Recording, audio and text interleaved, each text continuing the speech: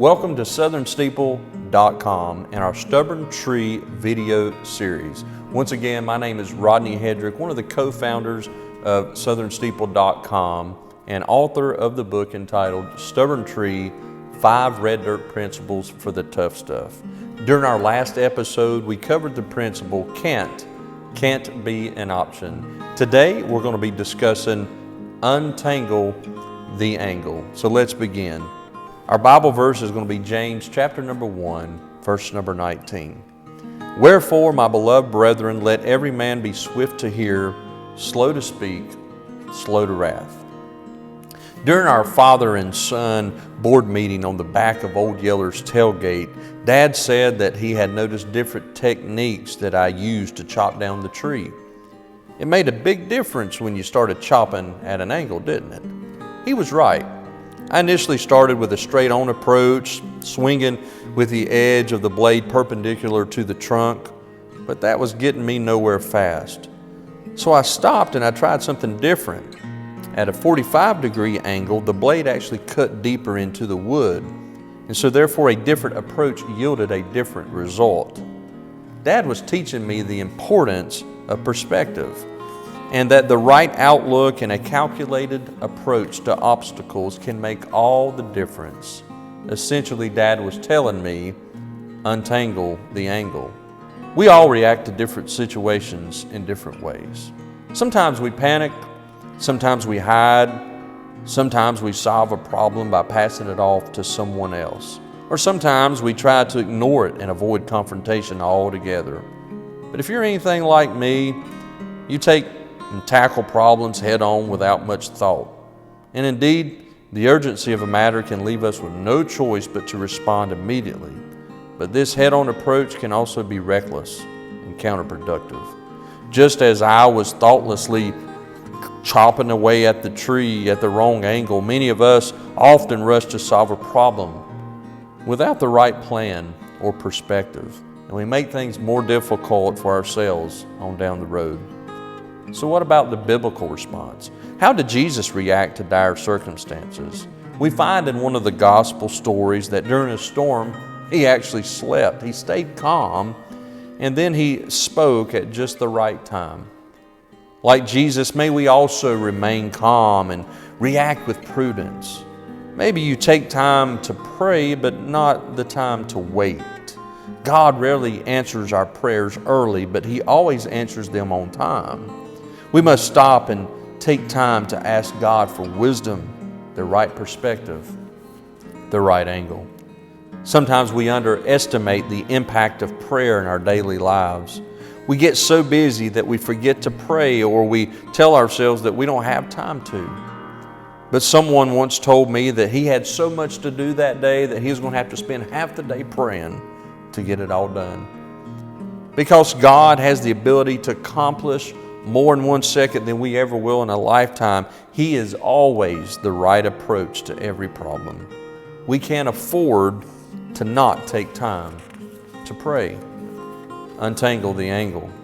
Several years ago, some friends of mine, the Patrick Hughes family, were blessed with a brand new house when they appeared on ABC's reality TV show, Extreme Makeover, Home Edition. Their story speaks volumes about the power of perspective. Years before their TV appearance, their oldest son, Patrick, he was born without eyes and without the ability to extend his arms or his legs. As you can imagine, the parents were overwhelmed by fear and confusion. At first, they questioned God. Why us? What did we do to deserve all of this? Their perspective fostered a deep resentment in their hearts. But over time, a remarkable transformation took place. Their bitter question, why us, became, why bless us? Why did God entrust us with such a precious child? Their son's joy and positive outlook on life taught them to treasure every moment, to be grateful, to see the light through the darkness. He helped them realize the right perspective can change everything. In fact, Patrick has always viewed his disabilities as abilities. He's now a college graduate, an accomplished pianist, a trumpet player, a singer, motivational speaker, and best-selling author. He taught them how to untangle the angle. I'll never forget the excitement that I felt the night before my first day of college. I was particularly looking forward to Public Speaking 101. That was until I discovered that I wouldn't be just studying speeches, but I would actually be giving them. Public speaking was like a phobia for me, and just the thought of standing in front of my classmates terrified me. So when I read in the syllabus not one, not two, but 3 speeches would be required, I almost puked.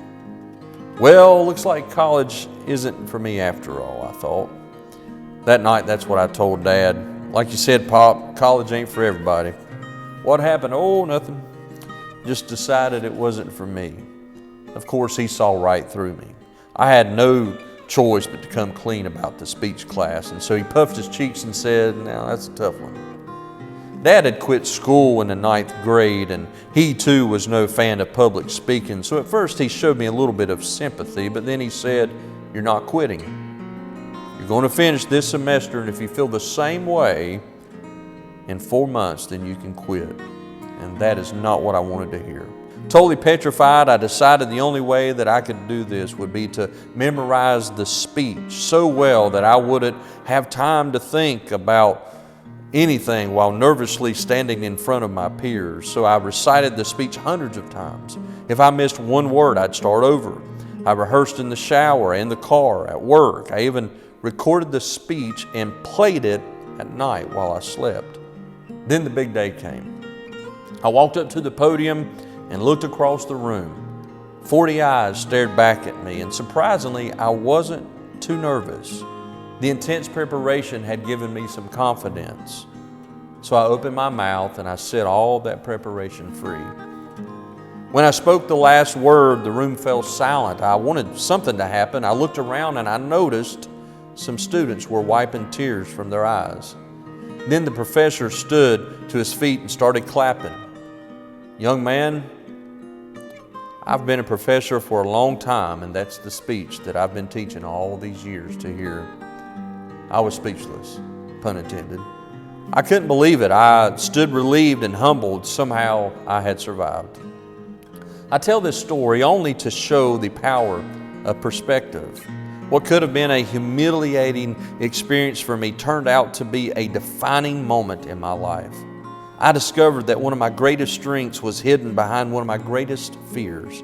Because Dad pushed me to not give up, and because I had carefully prepared my speech to avoid embarrassing myself, I found the confidence I needed to succeed. In fact, at the end of the term, I received an award for the most outstanding speaker of the year. You see, sometimes finding our strengths requires us to face our fears, to try something different, to leave our comfort zones. God has purposed in all of us gifts to bring Him glory.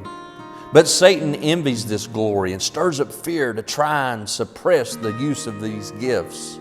He wants to cause us to stay put and to get complacent. But no matter what or where we're called to, the God of all comfort is always with us. And with Him, we are constantly in the true comfort zone. His strength is made perfect in the midst of our weakness, and God is bigger than any fear that we'll ever face. So pray, prepare, and remember that there is a purpose behind what we are called to do.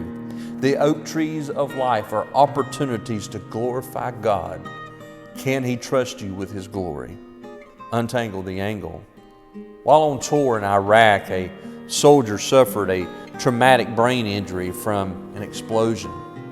He was relieved from duty and he went back home to his wife, and for several months they struggled to cope with his PTSD.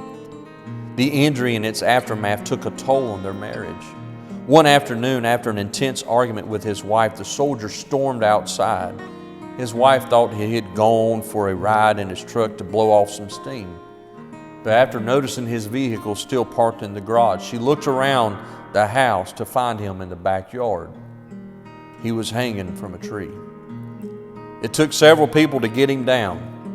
The wife performed CPR, and miraculously the soldier lived. He got help and started on the road to recovery. Today they share their story of God's grace, of how God spared his life and healed their marriage and gave them a new start. The shame, fear, and bitterness the soldier once held bottled up inside, he now shares with the world, and their story has brought healing and hope to many people. It took courage to admit that he needed help. But talking about the lowest point of his life has turned out to be one of the highest points. What he least expected to be the right angle turned out to be just that. Untangle the angle. I once heard a story about an Army platoon that lost communication with its command post. Several days passed, and when communication was finally regained, the command post was relieved to hear that some soldiers were still alive. "What is your status, Lieutenant?" the command post asked. Through the radio static, a soldier's voice replied, "Sir, the enemy is in front of us. Copy. The enemy is behind us. Copy." This dismal situation left the command post less than hopeful for the troops' survival. But then the soldiers added, "They're on both sides of us, so you're surrounded." "Affirmative, sir. The enemy has nowhere to hide." How many times do we feel like that we're being attacked from every angle? We feel surrounded by the enemy with no chance of escape. It's in these seemingly hopeless moments that it would be easier to accept defeat and to just surrender. But this soldier, he didn't panic. He did not give in to fear, and instead he took on a unique perspective and spoke words that sparked courage in his men. He looked at their situation from a different point of view and untangled the angle. Had I known the proper tree cutting techniques that hot summer day, things might have gone a little differently. While the feeling of defeat and frustration certainly slowed me down, the exhaustion from using the wrong angle might have done me in sooner. But once I attacked from the right angle, the tree came down faster. Here are 7 tree cutting techniques that can also apply to the oak trees of life. Number 1, make sure that the head of the hatchet is safely attached to the handle. In other words, seek wisdom and get your head on straight. Number 2, sharpen and oil the blade. Look for ways to sharpen your skills. Know that you need God's holy anointing, much like an axe needs oil to be more effective. Number 3, remove any branches to allow for solid contact. Get all doubts and fears out of the way so that you can think and see with greater clarity. Number 4, make sure your feet are planted firmly and a shoulder width apart. Trust God as your solid rock. If your foundation can be shaken, you need to change rocks. Number 5, use the hatchet as a plumb line to determine the natural lean of the tree and cut from a 45-degree angle. Capitalize on the weakness of a problem before the problem capitalizes on the weakness in you. Number 6, cut from the top, bottom, and middle. Progress is made one step at a time. There's no shortcut to true success. And then lastly, focus on accuracy more than force. Take relaxed strokes using forehand and backhand swings while properly notching the tree. Take your time in making big decisions and tactfully confront complex situations with governed intensity. Like the woodcutter who sizes up a tree before swinging at it, we must learn to face life's challenges at the optimum angle. Approach your oak trees with the mind of Christ. Stay calm, speak at the right time. Rely on the Holy Spirit to guide you in confronting obstacles in a productive way. Pause, pray, and prepare.